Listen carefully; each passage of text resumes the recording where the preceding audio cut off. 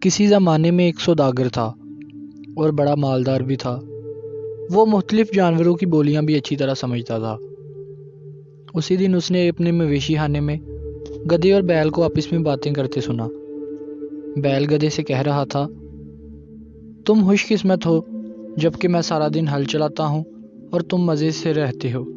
گدھے نے کہا، میرا کہا مانو تو تم بھی آرام کر پاؤ گے۔ کل کام کے وقت بیمار پڑ جانا تو مالک تم سے کام نہیں لے گا۔ بیل نے خوش ہو کر تجویز پر پورا عمل کرنے کا یقین دلایا۔ سوداگر نے ان کی باتیں سن لی مگر خاموش رہا۔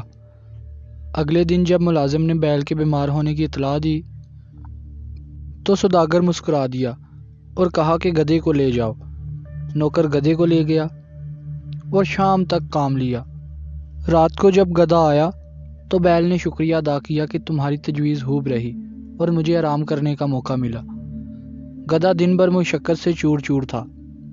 اس وقت تو خاموش رہا لیکن یہ جی میں سوچتا رہا، اچھی نصیحت کی کہ خود مصیبت میں پھنس گیا۔ اگلے روز صبح سوداگر پھر مویشی خانے پہنچا تاکہ گدھے اور بیل کا معاملہ دیکھے۔ آج اتفاقاً اس کی بیوی بھی ساتھ تھی۔ اس وقت گدھا بیل سے پوچھ رہا تھا کہ آج کیا کرو گے؟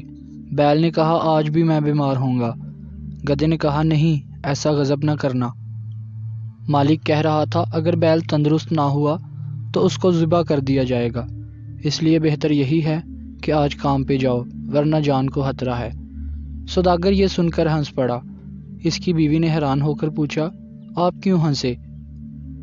سوداگر کہنے لگا، مجھے گدھے اور بیل کی باتوں پر ہنسی آ گئی۔ بیوی نے دریافت کیا کہ ان میں کیا گفتگو ہوئی۔ سوداگر نے کہا، یہ ایک راز ہے، اگر ظاہر کر دیا تو میری جان کو خطرہ ہے۔ بیوی اصرار کرنے لگی اور کہا کہ تم بہانے بناتے ہو، درست بات نہیں بتائی تو میں اپنے آپ کو قتل کر لوں گی۔ سوداگر نے اسے بہت سمجھانا چاہا لیکن وہ اپنی ضد پر اڑی رہی اور ساتھ ہی رونا پیٹنا شروع کر دیا۔ سوداگر پریشان ہو گیا کہ اگر بتاتا ہوں تو میری زندگی پر حرف آتا ہے، نہیں بتاتا تو یہ جان کھو دیتی ہے۔ اس فکر میں کھڑا تھا کہ کتے نے مرغ سے کہا کہ تو آج بھی مرغیوں کو ڈانٹ رہا ہے۔ مرغ بولا، کیوں، آج کیا بات ہے؟ کتے نے کہا، آج ہماری مالک سے ایسا راز دریافت کرنے پر اصرار کر رہی ہے کہ اگر بتا دیا تو مالک کی جان خطرے میں پڑ جائے گی، مالک نہ بتائے تو مالکہ جان دینے کے لیے تیار ہیں۔ مرغ نے کہا، مالک بے وقوف ہے جو ایک بیوی کو قابو نہیں رکھ سکتا۔ مجھے دیکھو، میں نے 50 مرغیوں کو سنبھال رکھا ہے، اگر میری مرضی کے خلاف ذرا بھی کام کریں تو مار مار کر سیدھا کر دوں۔ یہ سن کر مالک نے ہنٹر اٹھایا اور بیوی کو مارنا شروع کر دیا۔